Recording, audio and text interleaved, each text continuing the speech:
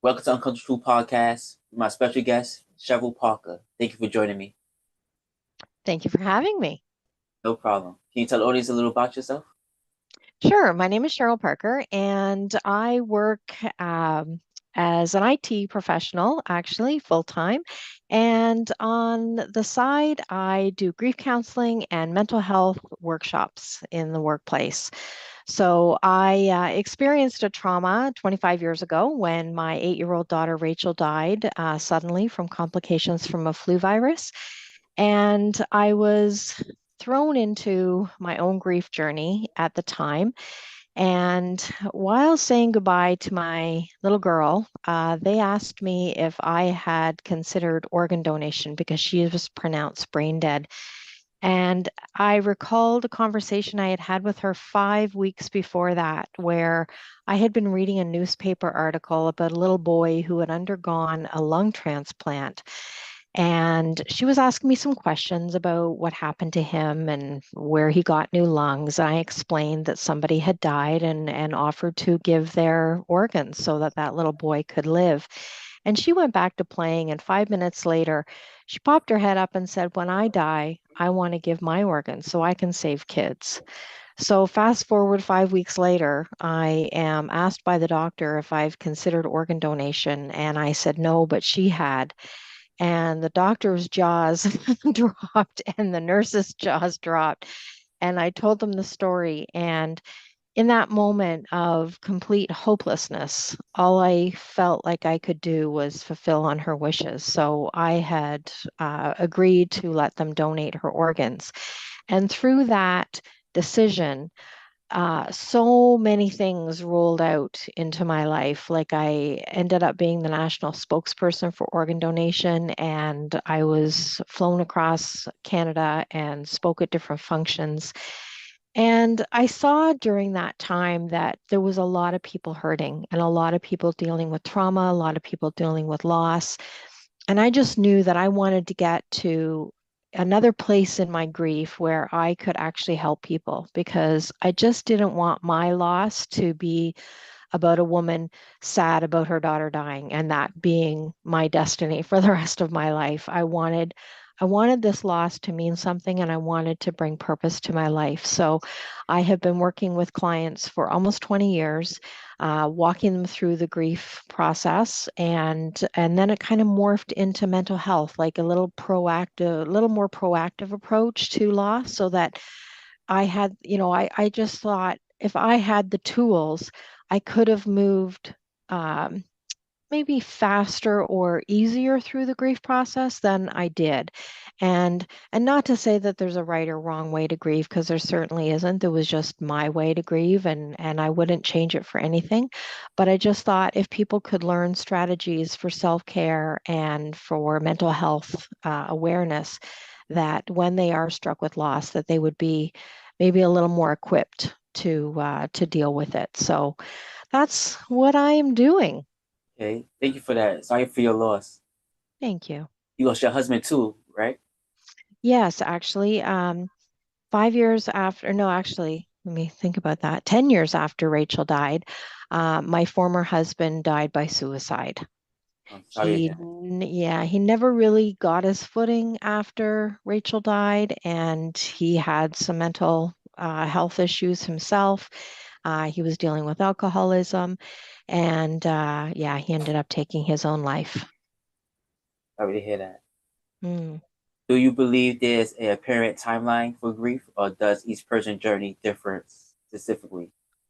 Yeah, I don't believe there's a timeline at all. I mean, I think that a lot of people feel like you have to get through the first year, and I always think that that's such a setup because it's like I think people get this impression that there's a destination, like they just have to get through the first year and then ta-da, they're all good.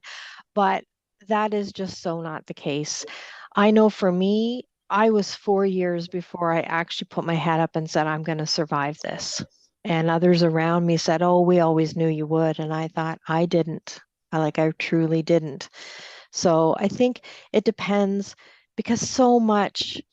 so much is wrapped up in the grief, you know, like you bring your past experiences, your culture, your upbringing, your beliefs, your religion, your culture, like your personality, past experience, like you bring all of that to your grief. And depending on the relationship that you're dealing with and the type of grief, you know, there's just such a process to go through. So no, to me, I don't believe there's a timeline at all. Me either. My ex-wife lost her mother, and I think she's still grieving to this day over it. Mm, And it's been yeah, over 10 years. yeah. And you know, the thing is like there is healing, but the grief never ends. Like I believe I will always grieve my daughter Rachel, but the difference for me is that I believe you can get complete with the pain so that, you know, you're not living with the pain of the grief. Will grief ever end? No, I will always grieve my daughter, but the pain is not going to be running the show for me because I've done the healing. What were the darkest moments in your journey through grief, and how did you manage to find your way out? Mm. Well, I mean, I was like a dog with a bone. I was reading every book I could get my hands on. I was attending every workshop I could go to. I sought grief counseling. I talked to friends. I was working out at the gym. I was constantly putting one foot in front of the other, and it was the fight of my life. But it was also a very dark time in my life, too. I mean, I remember. Um, just laying on the couch one evening, resting, and my son come down the hall and said, "I miss Rachel." And oh, just hearing his little voice, because he was 6 at the time when she died, and this was a couple months later, and he had turned 7. So, you know, as this little 7-year-old, I miss Rachel, and it just, oh, it was like a stab in my heart. And then in the next breath, he said, "What's for dinner?" Oh. And I remember like thinking, wow, like, I mean, his little I miss Rachel just took me out, you know, and then there was other times when I would do speaking engagements and I would tell Rachel's story about organ donation, and I would park my grief at the door and I would go and speak, and I was all inspired about telling the story, but then I would come home and feel so empty, and you know, picking up my grief on the on the way out the door, and then coming home and just feeling this emptiness. And I mean, I remember laying on the floor or howling like a wounded animal, like just the physical pain of the grief. Like I was so surprised how physically painful it was as well as emotionally. Thank you for that. So my next question is on misconceptions. What is the most common misconception about grief that you encounter in your work, and how do you address it? Mm, oh boy. I know when I went back to work, everybody thought after a few months that you would be over it. And those words were like a knife through my heart. Like people would say, "Well, it's been 9 months. Aren't you over it?" And I remember thinking that I wasn't doing it right if I wasn't over it yet. So I think that's a misconception that there's like you said at the first, this timeline that people give your others permission to grieve if it's just a few months, but then after a while it gets uncomfortable for them to see you grieving, and then they want it to be over because they want you back to the way you used to be. Do you feel some people just don't have sympathy?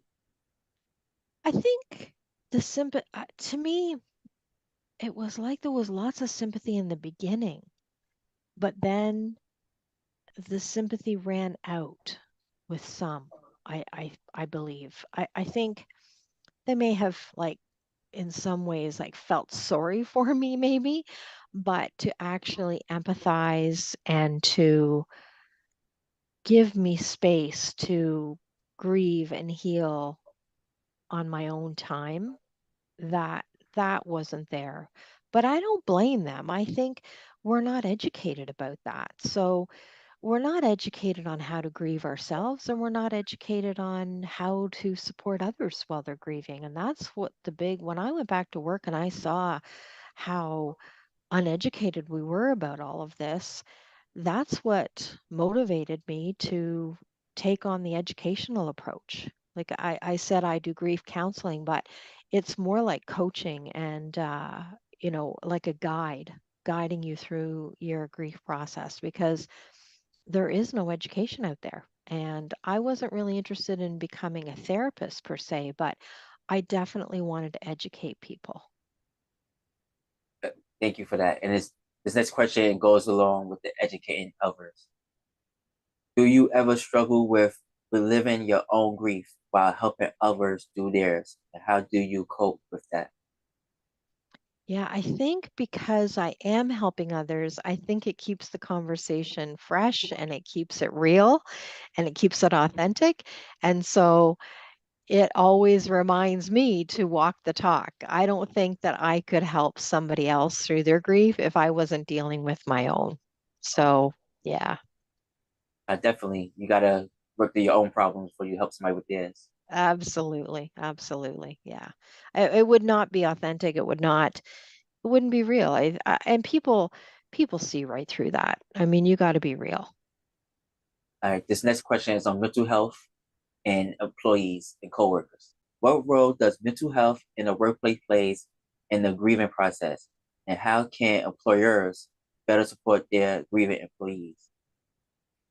Yeah, I think it's so important. When I started to kind of shift gears into the mental health aspect, I started working with a company who had a lot of caregivers. So, like a community services organization with 600 employers or employees, rather, that were out there working in group homes, helping teen mothers, helping seniors, helping homeless people, and they were the caregivers, and they were taking my workshop about mental health.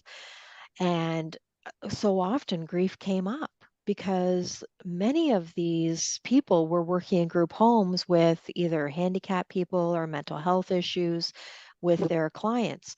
And some of them died. And then it's their job to show up to work the next day and just carry on and support the next person, but meanwhile they're grieving because they got close to this person, and this person has been in their home for a couple of years, and they've supported this person. So it's kind of one of those unspoken taboo topics. So bringing the mental health conversation to light was so paramount. And I was in that organization for a few years before COVID hit.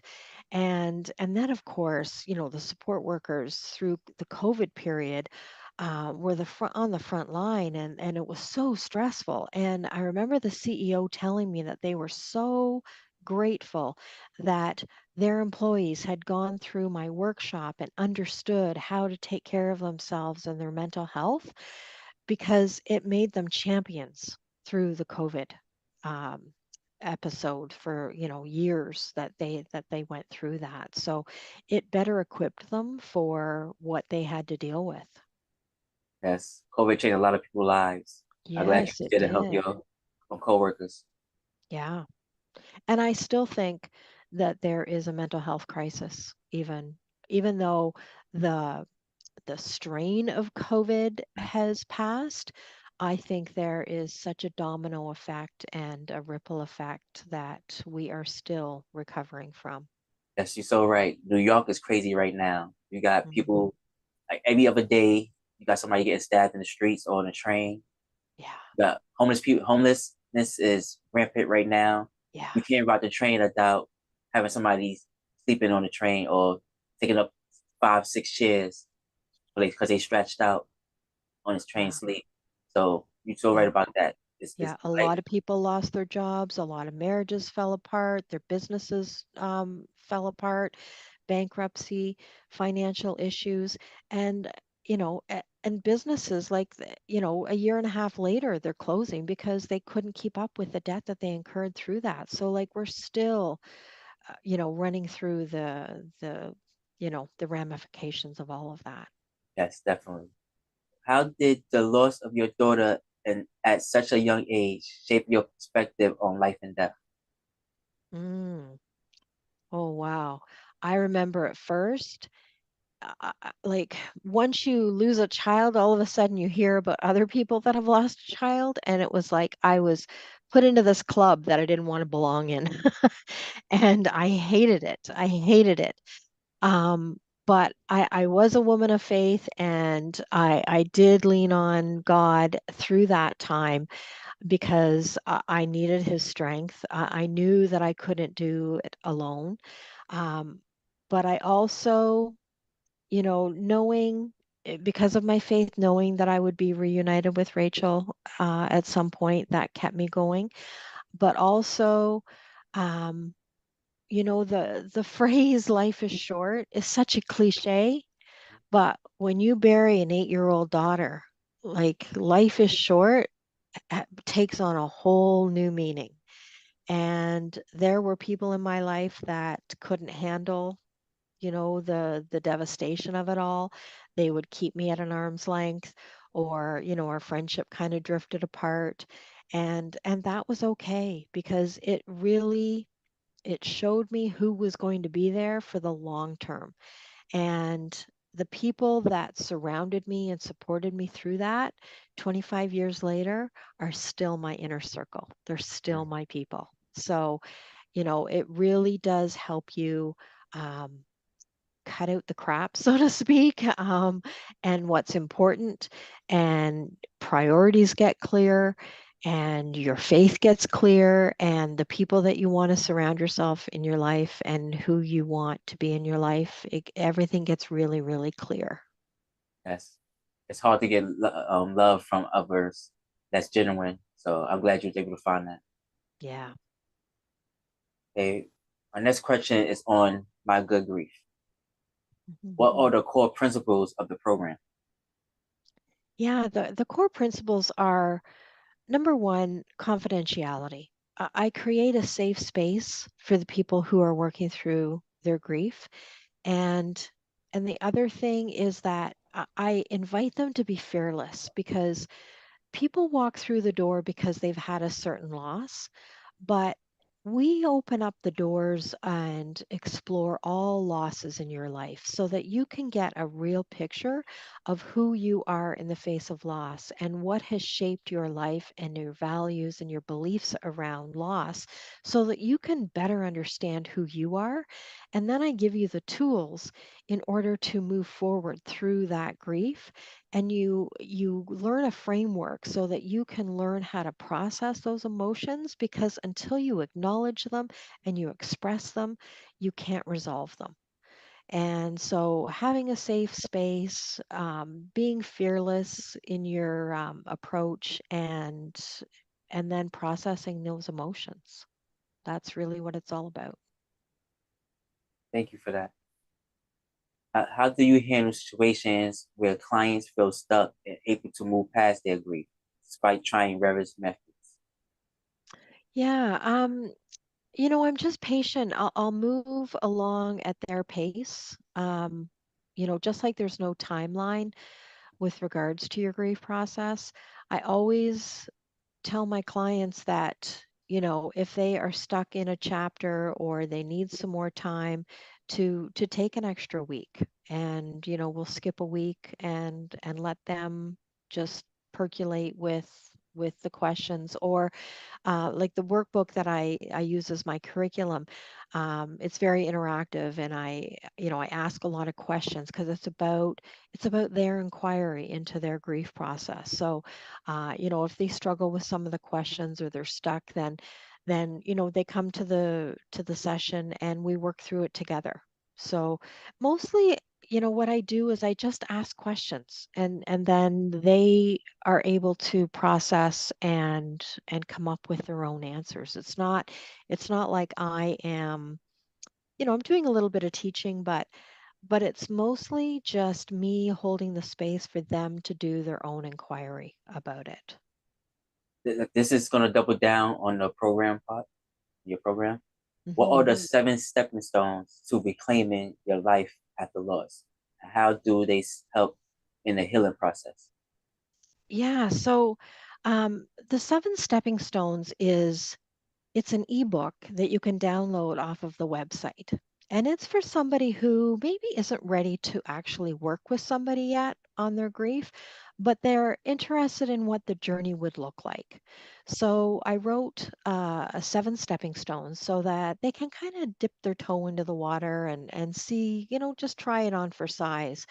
And the first stepping stone is really just to identify. And again, that's to look at all your losses because until you identify what your loss is, you really can't, you know, do anything to resolve it.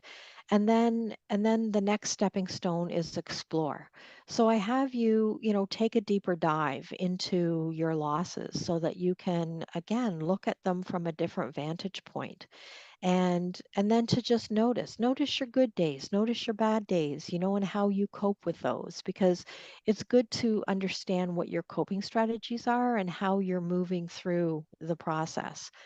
And then respond is the next stepping stone, and that's your ability to see how you are responding to your grief because the only way that you're going to be able to move forward is to take responsibility for your response to the grief. Not that you caused it, not that you're to blame for it, not that, you know, um, it's your fault by any means.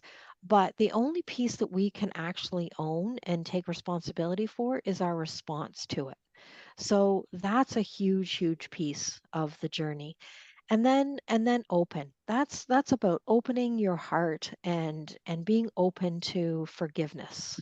Sometimes there's a piece that you're not forgiving that person, or you're not forgiving the situation, or you're not maybe forgiving yourself for a situation or a loss or something that you're dealing with. So you never get through the whole grieving process without dealing with forgiveness.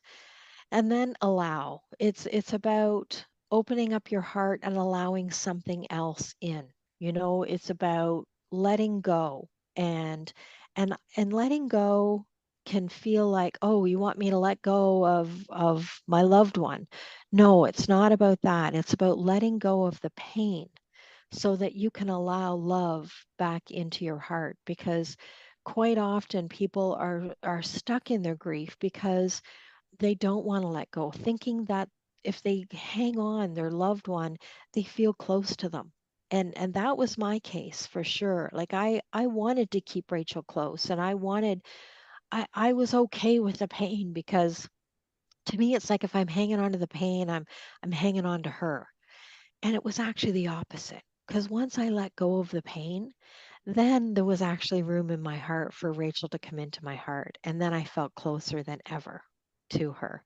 So that's a big one. And then recreate. I really believe that in the face of a loss that, you know, my biggest thing that I've mastered over the years, because I've experienced a lot of loss, but I've also been able to recreate myself in the face of loss. And I think that's the gift that I can give people is how to recreate. So going through all those steps allows you to get a taste of what it would be like to do your grief work with me. Everything you said was very powerful. Hope the audience Mm, takes something from it. thank you. Do you work with children too? I have worked with children. I worked with a little girl. She was 6, and her mother had died, and her grandmother had adopted her. And so I worked with the grandma, and I worked with the child, and that was a beautiful, beautiful experience to have her walk in and be very closed down and very matter of fact, and then have her open up and share her feelings and break down crying, and because she hadn't cried, and so just having her be able to create that safe space with me, and we did it through play and we did it through games, and we had a lot of fun. Actually, it was great. And I've worked a couple with teens, um, doing a mental health for teens program too, so that's also very fulfilling. Yes, it's very supportive of you. Especially young people need guidance in their life, especially with the social media going on right now. What are the different grief styles you encounter, and how do you help clients navigate them? I guess this question means like grief could go in different ways. Somebody Mhm. could be grieving, they could become alcoholic, or they could become Mhm. angry, they become violent or abusive. Can you explain different grief styles? Yeah. So I think you're speaking to the coping strategies, right? Like Yes. how people cope. Yeah. So yeah, I just like my agenda is not to like if you come to me and I find out that, you're drinking to cope, my agenda is not to get you to stop drinking.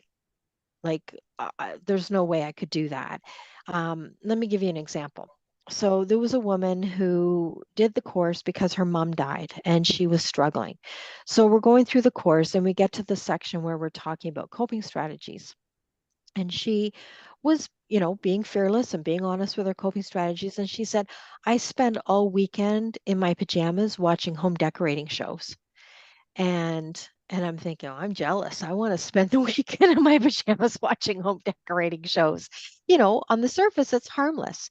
But what she saw was that she was doing that to avoid dealing with her sister. So then that revealed that the struggle wasn't actually with the death of her mom. The struggle was with the estranged relationship she had with her sister since her mom died. And how she was coping was to check out for the weekend and not even get dressed and just sit in front of her TV all weekend. So again, it's not my agenda to say, no more pajama weekends for you, no more home decorating shows. No, the what it was about was bringing the awareness to her. She found out herself that she was checking out and that the strange relationship with her sister was what she wanted to get resolved. So she discovered that on her own just by going through the chapters and answering the questions. So, that's how I cope with whatever you're going to bring to the table, and sometimes I had a woman who was angry, and she was like taking it out on her kids and I just asked the questions and she worked through the chapters and she saw that she was angry and she had never admitted to herself that she was angry at her husband for dying of a heart attack because he wasn't taking care of himself.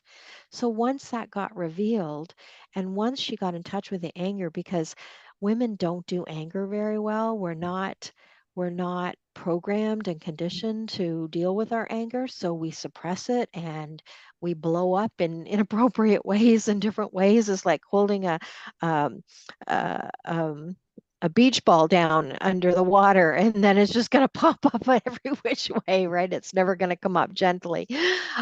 So just being open and again giving that safe space for them to get in touch with their anger and going through some exercises to find some appropriate ways for her to express her anger and then once the anger gets expressed, then there's room for love. And then there's room for forgiveness. So whatever you bring to the table, whatever coping strategy you're dealing with, it just gets revealed as long as you are open and you're being honest with yourself, then we can deal with whatever you're going to come at this with. And no two people have ever done it the same. I mean, everybody is so individual how they show up.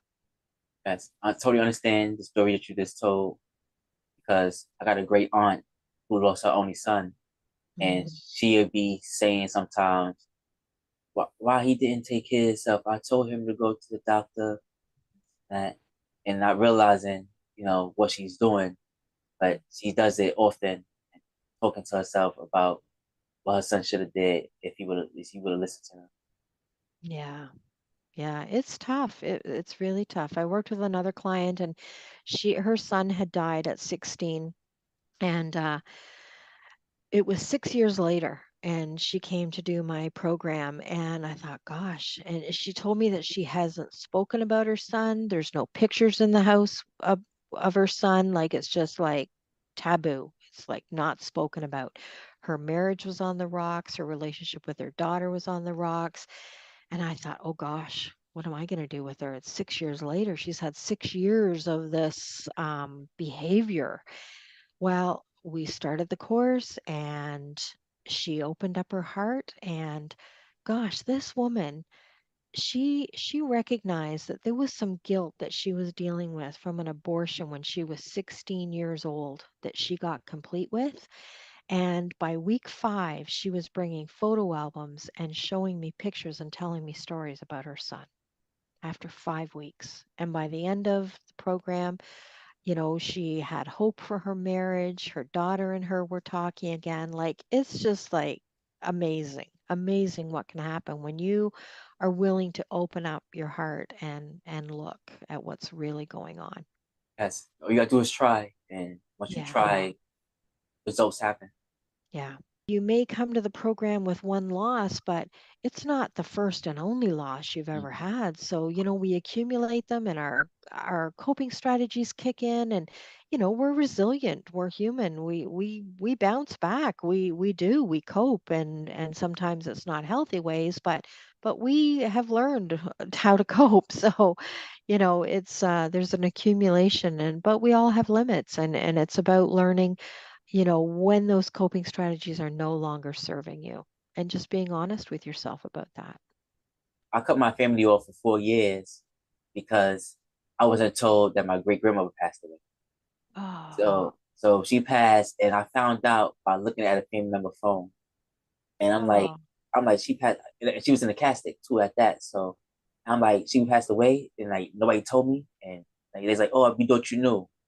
No, I didn't know. Like, and I stopped speaking to them because I felt like everybody went to funerals, everybody was talking about everybody knew and except me, and mm, I was I wasn't close with her. Like I wasn't. She lived in Jersey. I was lived in New York. mm-hmm, But I, when I did was around her, I was the one, taking care of her, helping her to the mm, bathroom, cutting her steak or whatever meat she was eating, stuff like that. yeah. And that hurts. That hurts. Yes. So this next question, because you told the story of your husband, this next question is based on that. How Mhm. do you approach the topic of suicide prevention with those who are experiencing intense grief and depression? Yeah, suicide, it brings a whole different element to the grief process. And, I've heard people say, well, grief is grief, no matter how they die. But I don't know. I think when there's suicide involved, there always seems to be an extra complication in the grief process. So I'm always really sensitive to that, and I, my approach always is compassion. I don't believe that they want to die. I believe with all my heart that they just don't know how to live with the pain anymore and they get to a point where there's just no choice for them in their mind. Because when I was going through my grief in the early stages, I was suicidal. Like, I really did not see any hope. I did not want to carry on. And I had a son, and so many people said, be strong for Sean, be strong for Sean. Well, I'm sorry. Like, I can't be strong for anybody right now, never mind my 7-year-old son. And I really thought in my heart of hearts that he would be better off without me. I thought that, he didn't just lose his sister, he lost his mom because I was completely lost. So I thought, you know what, he's better off without me. And I mean, obviously, I'm not in my right mind at that time. And I actually, I had a plan. I had a plan, which is not a good sign when you're suicidal because, I have done suicide training. And when they have a plan, it's like you need to intervene when they have a plan and you need to, like, um, interrupt that plan. And so I was even at the stage where I had a plan on how I was going to do it. So I was pretty far down the road, but I mean, I didn't, obviously. I'm here 25 years later. But so I have a lot of compassion for people who have had family members die by suicide. And I know that so many times it's guilt that people are dealing with. And anytime people are going through the grieving process and guilt comes into it, guilt is such a nasty, nasty emotion and it is so destructive. So, as soon as I get a hold of any knowledge that there's guilt, we are tackling that because there is nowhere for guilt to go other than get resolved. Otherwise, it will eat you alive. When Sean was 7, and I was trying to get him into a grief program. It took me 10 months to find a program for kids.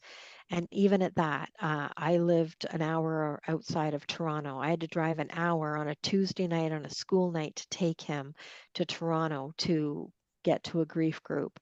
There was 10 kids in the group. 9 of them had lost a parent. He was the only one that had lost a sibling, but it was the best I could do. It was the only group that I could get him access to. But they did some artwork, and through the artwork, they identified that Sean had some guilt because Rachel died from complications of a flu virus, and Sean got the flu first, and then I got it, and then Rachel got it. So Sean, with his 7-year-old little brain, thought that he had killed his sister because of the flu. Now, a 7-year-old does not have the language or the understanding of the emotion guilt yet. You don't understand that emotion till later on in your years. I can't remember how old, but certainly not at 7. But it came out through his artwork. So we were able to nip that in the bud and get that resolved for Sean because the instructor had told us, my ex-husband and myself, that Sean was feeling guilty. So we were able to walk him through that process and explain to him that it wasn't his fault. But can you imagine if that wasn't captured and him growing up his whole life with the stigma and holding that guilt that he had killed his sister, and that probably everybody thought that, and he thought that, and I mean that could have been just catastrophic. So I'm very in tune with guilt, with suicide, and I just have all the compassion in the world. When Pete died, um, Sean was so angry, and I was angry too. Like, he was an alcoholic, and I just thought, man, like, why didn't you choose to get your act together and be the father that I wanted you to be for Sean? I was terribly angry, but I also got that, he didn't choose to die. He just didn't know how to live with the pain anymore. And um, we had a memorial service for him, and I hosted it, and I paid for the whole funeral, even though we had been apart for years. But his family at the time wasn't stepping up to do it. So I was the ex wife, and I had the son, and I wanted Sean to have closure and closure. I hate that word. I wanted Sean to have some kind of ritual to say goodbye and some kind of way to gather and to grieve and start his grieving process. So I hosted an event and was able to demonstrate forgiveness and love in the face of all of that, and celebrate a man's life that deserved to be celebrated. And I'm very proud of that, that I was able to set my anger aside and stand in love and forgiveness and be a demonstration to my son for that. He was 16 at the time. Okay. Why do you hate the word closure? Um, I think it implies that grief ends, like you get closure and you're good now. I think that's Okay. why it bugs me. It's like, yeah, I just think there's a misconception of the word closure. It's like I understand what closure means. It's like you finish the process of the funeral um, event, but that all that does is allow for the grieving to start and the healing to start, right? So it doesn't mean that if you have a funeral and it's closure and it's like, oh, we're good now, we go home and eat a sandwich. you know Okay. You mentioned that you had to find a support group for your son. So these next two questions go alongside that. okay. What role does community plays in the healing process? Oh, huge. Absolutely huge. Oh my gosh. I cannot say enough about learning who your people are and who you can trust when you're going through the grieving process. I always tell people to figure out who your people are, and by doing that, like, it's all about bringing awareness to your life and who you are as a person. And when you're with somebody, do they make you feel better when you're with them, or do you just feel neutral, or do you feel worse after being with them? And and understanding those three categories and those people that are around you, you can then start selecting what you share with who, because you're going to have those kind of people in your life all the time. But the people that you feel worse with when you share things about your grief, they're not going to be the people that you open up to.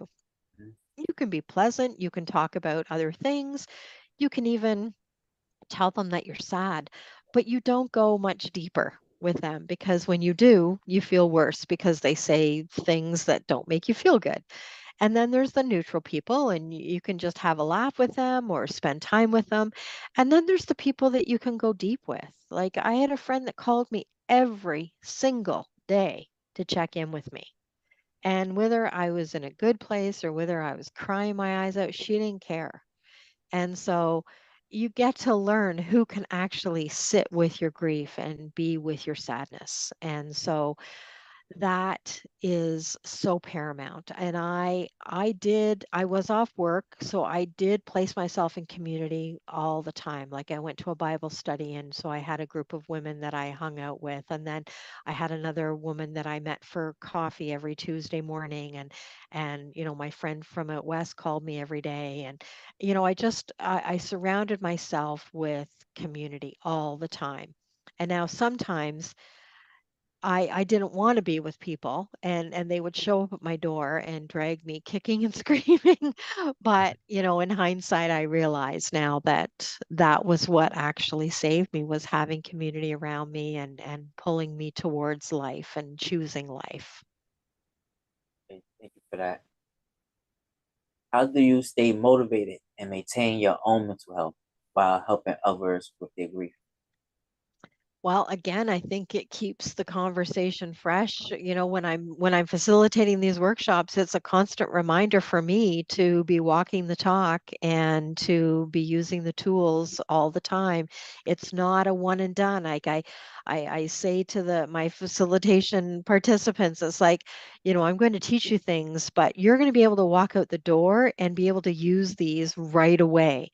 And I encourage them to use them and practice them, because nothing I teach is like, oh, you do this once and you're golden. No, it's a practice, and I learned that. And I actually had a concussion back in 2017, and I already felt like I was a self-care guru.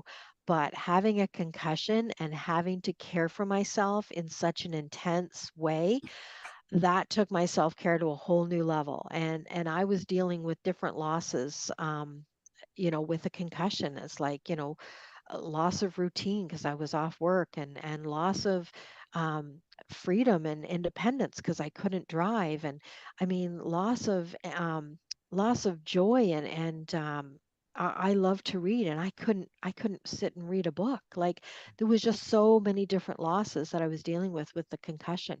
So I had to be so gracious with myself. And I did eventually return to work after 6 months. And after a year, I was told that it was as good as it's going to get. But then 2 years later, I hit a wall again, and my brain was still bruised. And I was seeing a neurological optometrist, and I did vision therapy with her for 2.5 years to get my eyes to coordinate with my brain, because I was having vision problems. It was like I was underwater all the time, and I had trouble reading. And by noon hour, I was like ready to do a nosedive into my keyboard. So, just working with that vision therapist and learning that I had to do these exercises every single day, because I thought, this is my brain. I'm not going to mess with my brain. So I was diligent with it. And through that process, I just saw that everything is a practice. You know, you have to take care of yourself. And I returned to work, but I couldn't let go of these self care practices. I still had to make sure that I was walking away from the screen every half an hour to refocus my eyes and doing palming exercises where you rub your hands together till they're warm and then cup your eyes and do some, vision exercises and I have little tools that, to conquer the double vision and so you always have to be practicing your self-care so that those tools are there as soon as cuz life's going to throw you some curveballs. So if you're already practicing these self-care practices, then it's automatic. It just, you're just going to use it all, it's the trauma or the situation that you're dealing with in life, it's not going to take you down as far as it would if you weren't doing these self-care practices and these mental health strategies. As long as you get the routine together, eventually it become a habit. Yeah, absolutely. Absolutely. Gotcha. Okay. What are the ways to honor the memory of someone who has passed away? Oh, that's so individual and there's like so many different ways you can honor them. Just something simple like having a picture out of them is honoring them. I've had women who talk to their husband's picture before they go to bed at night. Um, there's like anniversaries and stuff that people honor their loved ones, going to their favorite park. I know that my friend ordered a beautiful little cake on one of the anniversaries of Rachel and invited me over for cake. We gathered at the school actually on the first anniversary of Rachel's death. Her favorite color was purple, so I bought a bunch of purple balloons and I got a helium thing and all our kids from her class came and they wrote little notes and we put them in the balloons and we sent them up to heaven to Rachel. And then I had all the kids over for Christmas cookies and games at my house. So, you can do it can be cooking their favorite meal. It can be going to their favorite restaurant. It can be, it's going to be individual and it's going to be something that's personal to you. But whatever you do is going to make you feel good and make you feel connected to your loved one if it is in fact a death. Thank you for that. Okay, my next question is it's because you mentioned your son blamed himself. So this next question go along with that. How do you help clients who blame themselves for the loss of a loved one? Mm. Yeah, so how I deal with that is, when it comes up, um, have them challenge the thought, and have them explain how it is their fault. And usually talking it out, they catch themselves that it's actually not true.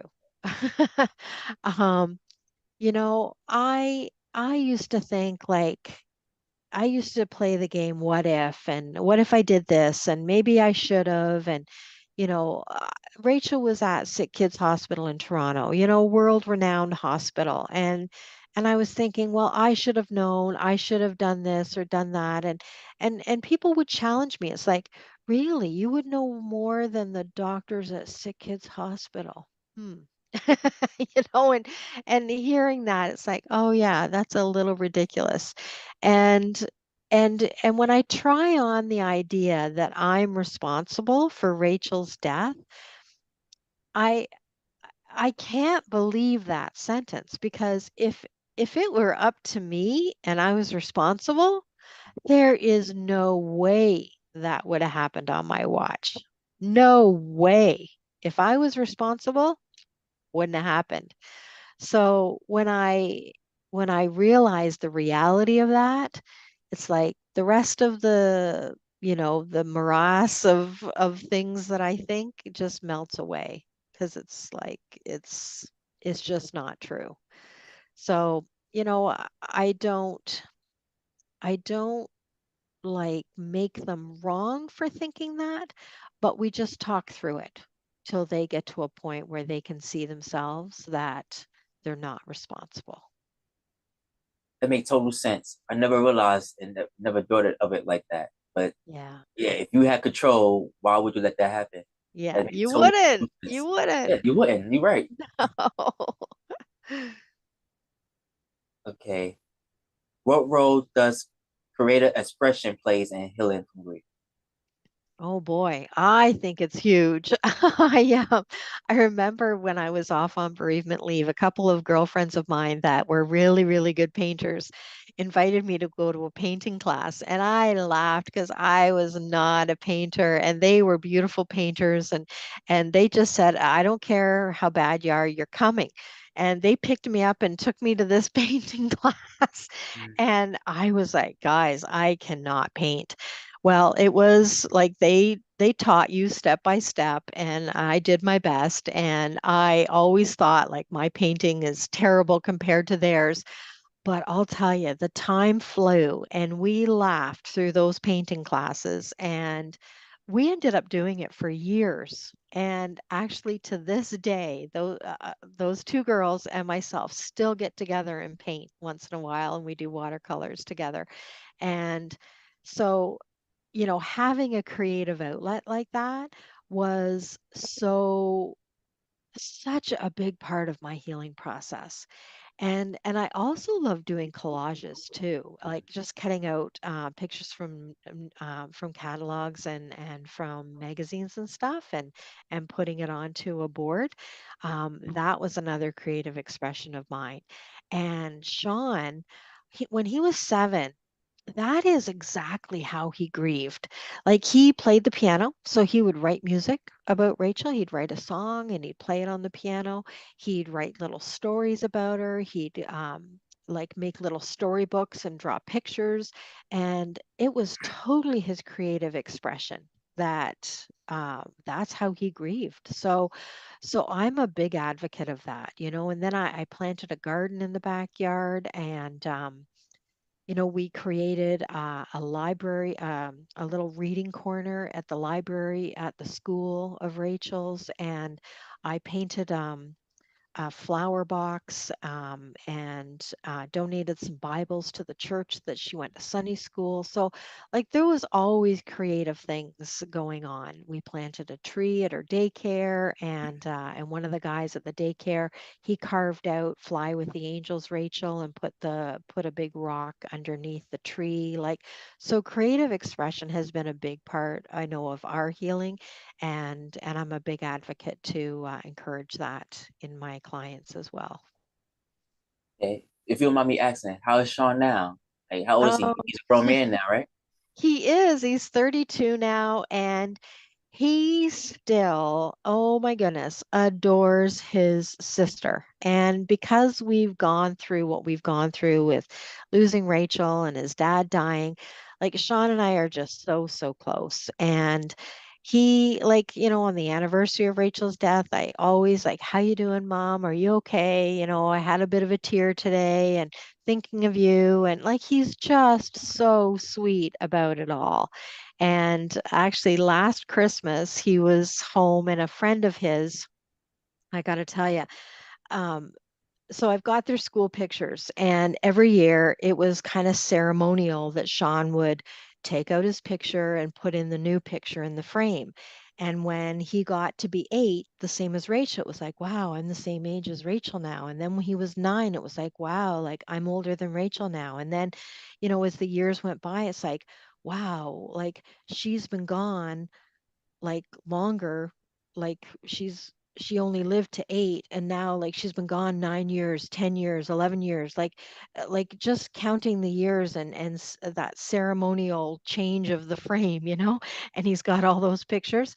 Well, at Christmas time he was home, and he was showing his friend all his old pictures, and he put his 6-year-old picture at the front, and I left it there. And so it's still like I'm looking at it now up on the shelf there. There's a picture of Rachel, her last school picture when she was 8, and the picture of Sean and he's 6 on there. But yeah, so he went into acting, and he used to do little plays with Rachel all the time. Rachel would gather all the kids together and make up a play, and they'd perform it for the adults and stuff. And we do it when we go visited friends and stuff.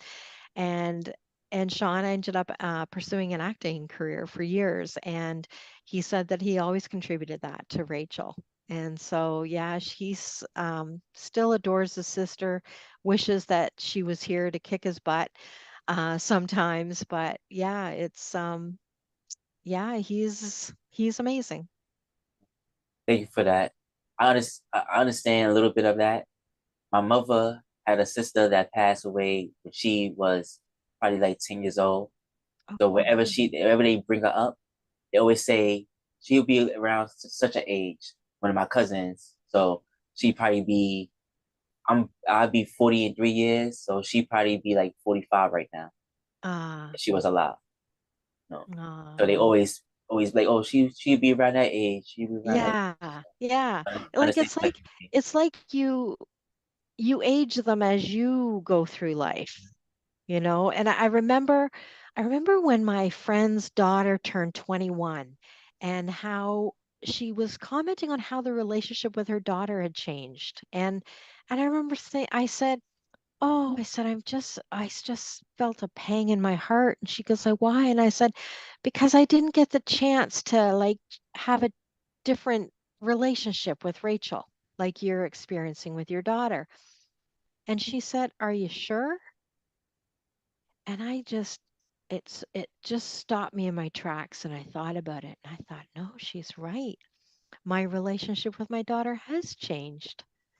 Because you're right, like you age them in your life. Like she would be 34, and no, I don't get to witness her physically, but you know, my relationship with her has definitely transitioned over the years, and she's not too far away, I'll tell you that. This next question is on the physical. How do you address the physical symptoms that often accompany intense grief? Mm. Well, that is something that gosh, you're going to learn that because it is so physically painful. And I believe that the pain exists in the resistance to your grief. So the more you resist, the more physically painful it is. And I definitely was a resistor. Like I did not want to let go of the pain. And it was the resistance of allowing that grief in for me. And I remember my therapist saying, "Cheryl, you should just go into your room, close the door, and just cry your eyes out for 2 days and don't come out." And I bawled my eyes out and I said, "I can't do that." And she said, "Why not?" And I said, "If I go into my room, I will never come out." And she said, "You will." And I mean, she meant it literally, but she also meant it figuratively. So when I went home, I allowed myself to let the grief in and cry and allow the pain and lean into the pain. And it was only then that the pain would leave my body and the healing could start. So I think everyone will get that lesson on their own time, but inevitably you have to give yourself grace and you have to give yourself permission to allow yourself to grieve. And I think society doesn't necessarily give us permission, so it has to come from within. Thank you for that. This next question is along us around the same lines. What advice do you have for those who find traditional grief support groups unhelpful? Unhelpful? Unhelpful, yes. Oh, well, gosh, I went to a support group and I did not find it helpful at all. I remember, but understand I was in a very I was in the acute stages of my grief. I didn't have compassion for myself or others yet, and I went in there and I was very judgmental. And I remember a lady beside me asking me if I had cooked yet. And I said, "What do you mean, if I cooked yet?" and she's like, well, have you cooked a meal? I'm like, yeah, like every day. What do you mean? Have I cooked yet? And she said, oh, I lived on takeout for months before I ever cooked. And I was like, well, no, I cook because I have a son and he has to Yes. eat, and I Yes. can't afford to eat out every night. Like, I just thought that was the strangest question. And then I heard ladies talking about if they ever saw another lasagna again, that, they were going to pitch it out the window.